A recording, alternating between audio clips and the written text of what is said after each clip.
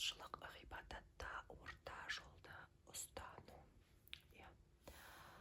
Айша анамыз радиаллаху анха, Айша дегеніміз пайғамбар саллаллаху алейхи уассаламның әйелі, кіші әйелі. Жалпы Айша анамызды пайғамбар саллаллаху алейхи уассалам 9 жасында, кей деректерде 10 жасында ерте әйелдікке алады дейді. Жалпы жас қызды бұндағы негізінде ладно, қалай болғанда да бұндағы хикмет дәл осы жас әйелді алудағы хикмет не нәрсе? Айтам, бұндағы хикмет ол жас қыз бала пайғамбарымызды қарайды, барлық істеп жатқанына мән береді, есте сақтайды.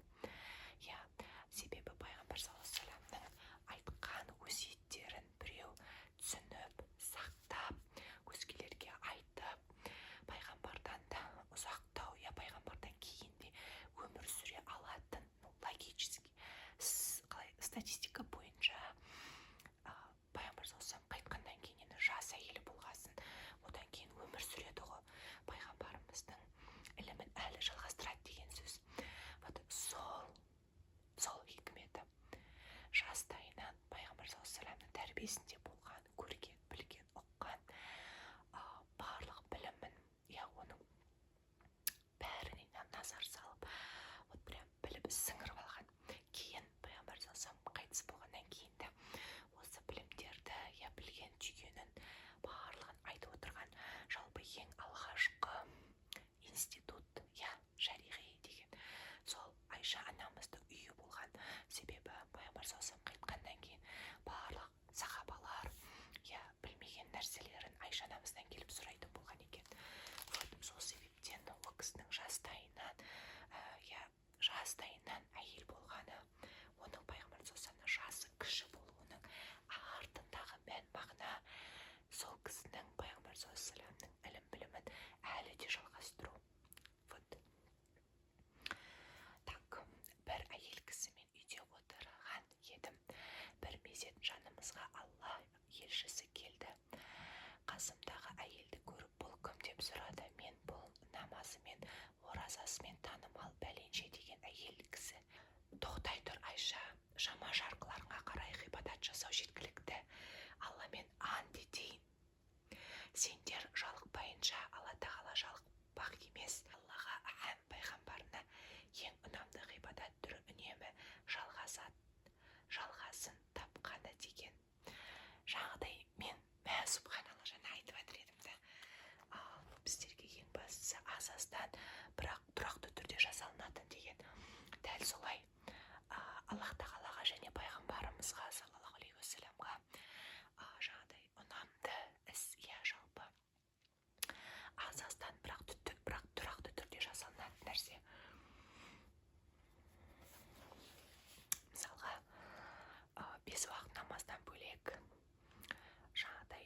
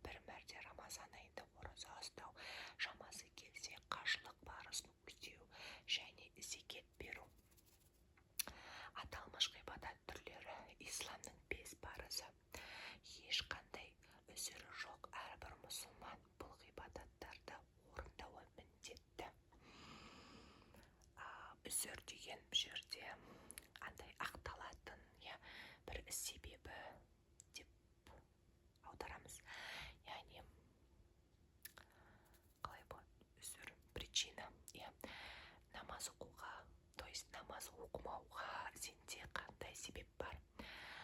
Екі жағдайда намаз оқылмайды. Үш жағдай деп айтайыншы. Біріншісі, кәмелетке толмаған бала, ол намаз оқымайды.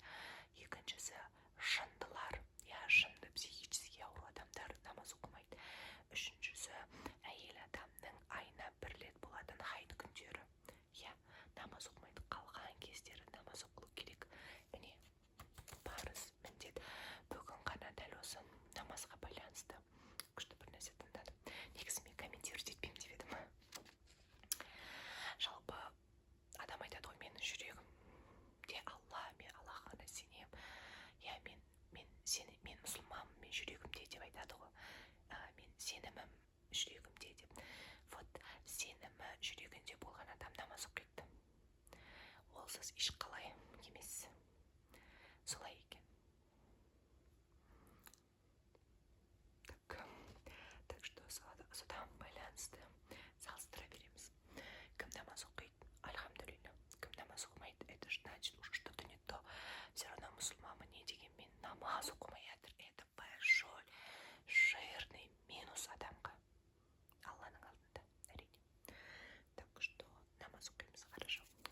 Умничка, намаз. Так.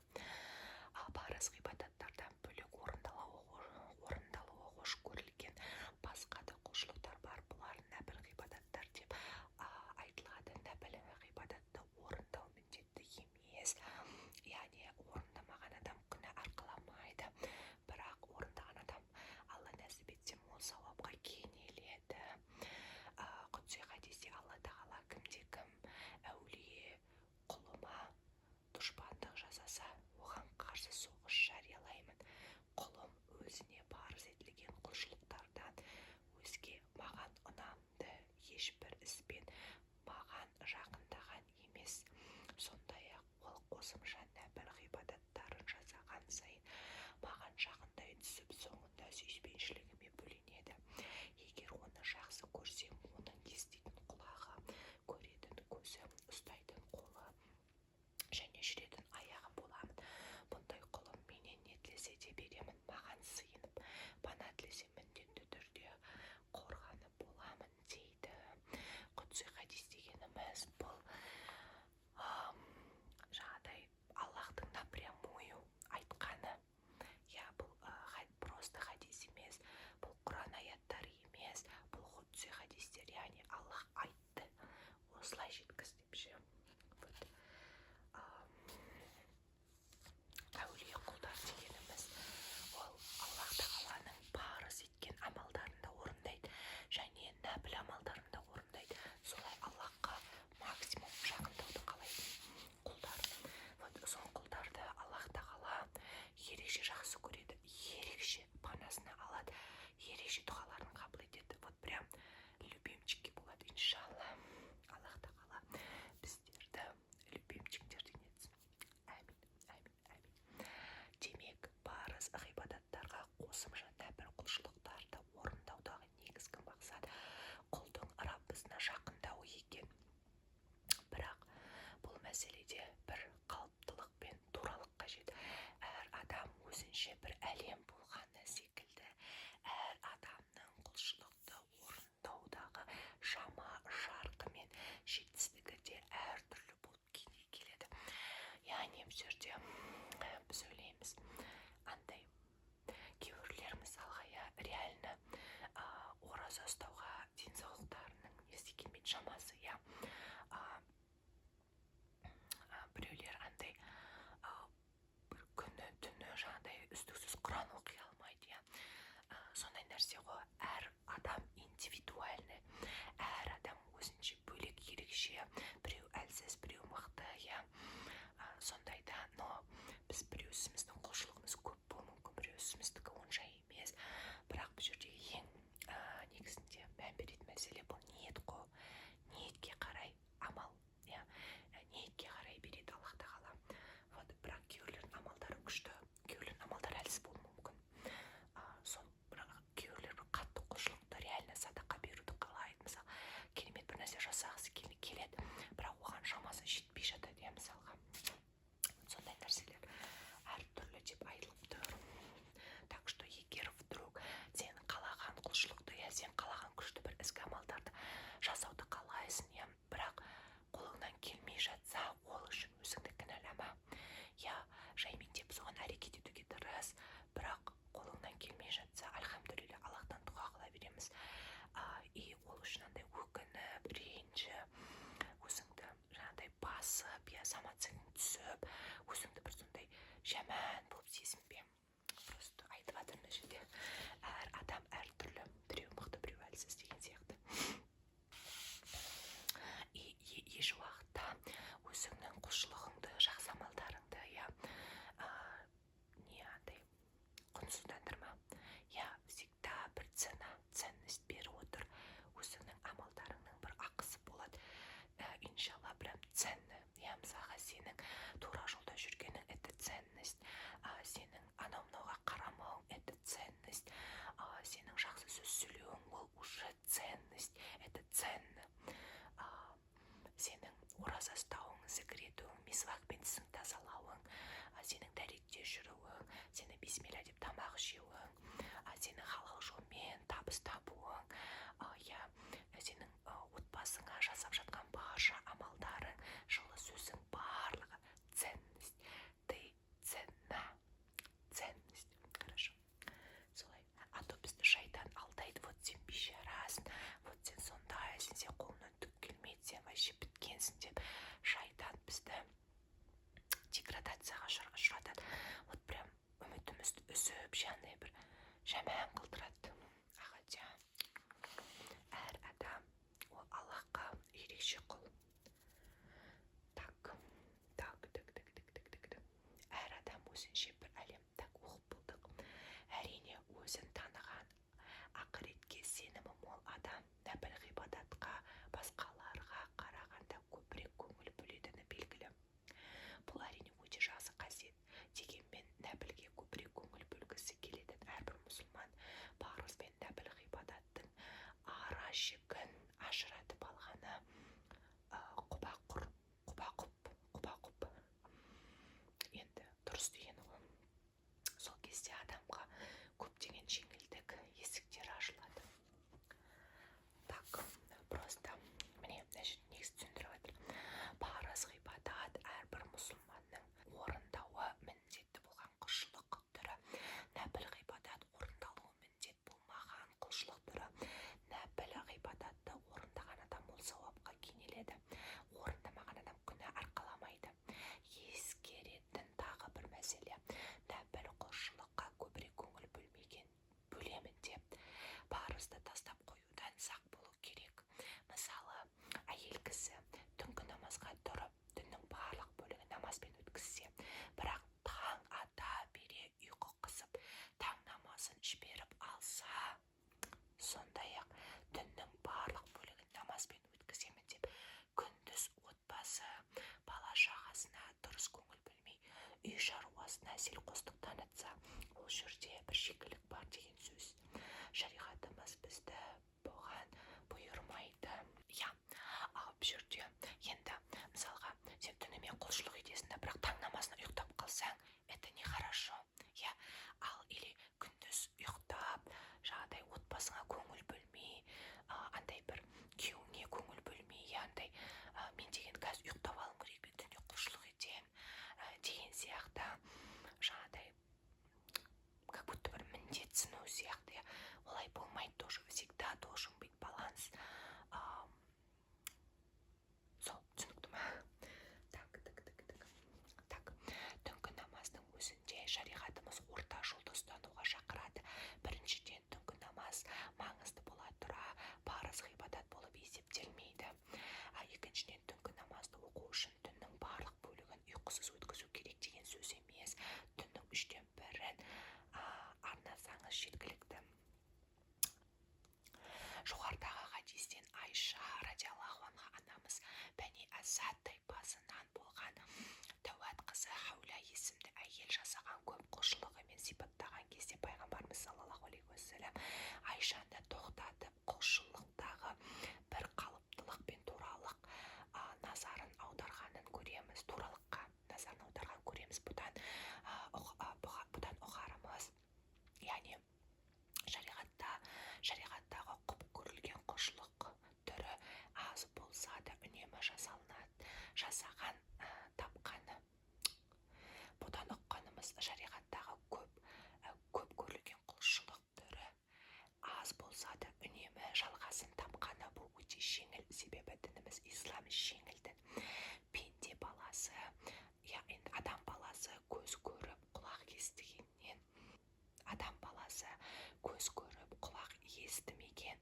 жұмаққа амалының көптігімен емес, керісінше жүрегіндегі ықыласымен әрі Алланың мейірімінен бөленуімен қол жеткізбек. Реально біздер ертең жәннатқа Аллахтың мейірімімен кіреміз, ал тозаққа Аллахтың әділдігі мен кіреді адамдар. Астағфирулла ва атубу илейх. Астағфирулла ва атубу илейх. Астағфирулла ва атубу илейх. Сол себепті де мұсылман адам жасаған амалының көптігімен мақтанудан қашық болған абзал. Керісінше жасаған азды көпті амалын ықыласпен байытып, Алланың мейірімінен үміт еткені дұрыс. Я риядан, я көрсін деген мақтаныштан, я сондай Алла сақтасын. Хадистегі назар аударатын тағы бір мәселе, адамды таныстырған уақытта ғибадат құлшылығымен сипаттауды пайғамбарымыздың қош көрмегені. Дауш адамды андай таныстырғанда бұл деген андай жаңада баста әйелді айтып атты ғой, намазымен ерекшеленетін оразасы бар деп, пәленше деп айтып атты. Олай айтуға болмайды екен, себебі ол құлшылықтар оның Алламен ғана байланысы ғой. Басқаларына жаңағыдай андай бізде де айтып атады ғой, бірдеме қажы деп, қажылыққа барып келген адам деген сияқты. Сол жағы сондай құпталмайды негізінде ше. Сол қажы ма қажы емес па, оны Аллах біледі. Біз білмейміз, біз реально барамыз, умра жасаймыз, қажылық жасаймыз, бірақ оны Аллах қабыл етті ма, қабыл етпеді ма, ол Алланың нәрсесі ғой. Субханалла. Бірақ бар ғой, біздер қалай біле аламыз, жалпы біздің амалдарымыз қабыл ма, қабыл емес па, қалай біз білеміз деген. Бұл адам мынандай да, не былай амал жасайды, и оның сол бір жақсылыққа желаниясы артса, намазға деген желаниясы, Құранға деген жүзін бұрып, в общем, сондай бір жақсы амалдарға деген бір желаниясы, прям оған қиын емес, ол орындай береді, онда иншалла қабыл. Соны көреміз. А когда вот вроде жасайтын, все равно оған намаз да қиын, ораза да қиын, садақада да қимайды, не болса, онда ол ниеті что-то не то, ол адамдар үшін жасап жүр ма, что-то не то. Содан білуге болады. Так, хадистегі назар аударатын тағы бір мәселе, адамды таныстырған уақытта ғибадат құлшылығымен сипаттау пайғамбарымызды қош көрмеді де пайғамбарымыз. Себебі нәпіл құлшылықтар адамның шама шарқысына қарай әртүрлі болып келеді. Бір адам нәпіл ғибадатты көбірек жасаса, енді бірінің оған шамасы келмейді. Реально кейде бір әйел адамдар, анемичный әйел адамдар болады, бір анемия бар ғой, ферритин какой-то низкий, гемоглобин төмен, бір ауыратын, мысалға бас айналады, көп баласы бар, мысалы ол кісілер реально түнде ұйықтайды, ол қасқалар. Конечно, олар түнде жаңағыдай құлшылыққа оларда шамасы болмайды. Вот ілініп салынып оразаны ұстайтын адамдар болады, жаққа деп. Вот сондайда әркімнің несі әртүрлі шамасы, даже ол психологический, физический бәрі. Так.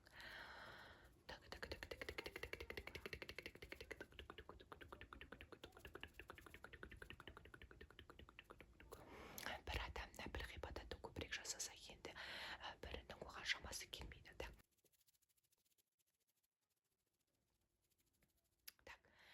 Адамның жасы, жұмыс жағдайы мен тұрмыстық жағдайда бұған әсер етпей қоймасы анық. Енді мысалға ночная смена, какой-нибудь целый день на ногах жүрсең, жұмыс, соны барлығы, отбасылық жағдайы көп балалы деген сияқты, ата-енемен тұру, бұның барлығы кәдімгідей құлшылығыңа әсер етеді ғой. Сол туралы айтып жатыр. Сол себепті адамдарға нәпіл құлшылығымен баға беріп, немесе сол арқылы сипаттап таныстыру, сол арқылы араларын бөліп жару дұрыс емес. Так, и мына жерде бар ғой еще. Мына жерде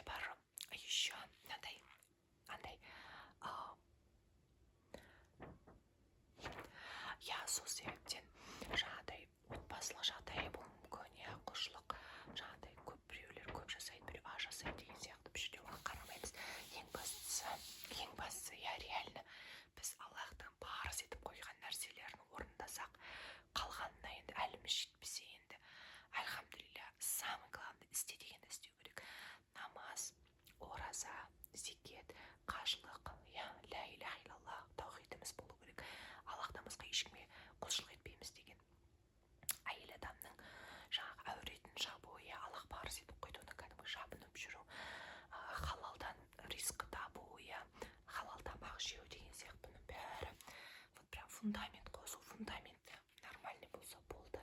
Қалған нәпіл оразалар, нәпіл намаздар, какой-нибудь тағы не ол садақа, я неше түрлі нәпіл нәрселер, қосымша жасалынатындалар. Это второй план, короче. Хадистің жалғасында пайғамбарымыз саллаллаху алейхи уассалам нәпіл ғибадатты шама шарқыларыңа қарай деп түсіндірген болатын. Бұл өсиет барша мұсылман үмбеті үшін үлгі тұтар сөз.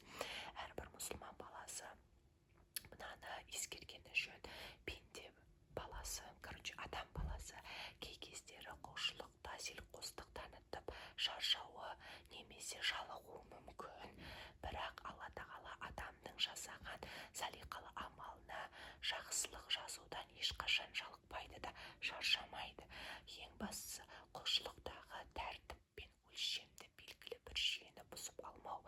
Қысқасы орта жолды ұстану керек. ғибадатта белгілі бір өлшем сақталмаса, адамның шама шарқы ескерілмесе, уақыт өте келе адамның күш қуаты сарқылып, мүлде құлшылық жасай алмайтын халге түсуі мүмкін. Ал белгілі бір өлшемді сақтай отыра аз-аздан да үнемі жалғасын тапқан құлшылық адамға сергектік сыйлап күш қуатын үнемдеуге көмектеседі. Сол себепті жалғасын тапқан аз құлшылық жалғасын таппаған көп, сол себепті жалғасын тапқан аз құлшылық жалғасын таппаған көп құлшылықтан қайырлы. Алла тағала баршамызға құлшылық ғибадатты шынайы ниетпен терең ықылас нәсіп етсін дейді. Әмин.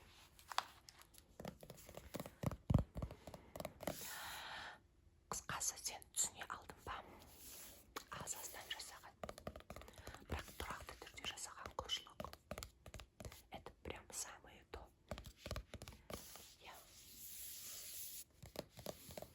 Самый главный намаз, парыздар, нәпілдерларды қолыңнан келсе істейсің, қолыңнан келмей жатса өзімізді кінәламаймыз, альхамдулилля.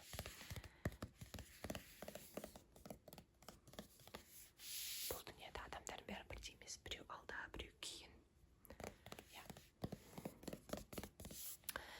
Жалпы осы дүниеде де дәрежелер бар. Адамдарда ақыретте де дәрежелер болады. Жәннатта дәрежелер бар, тозақта да дәрежелер бар. Фирдаус, жәннат, фирдаус, ол прям потолок қой. Жәннаттың потологы.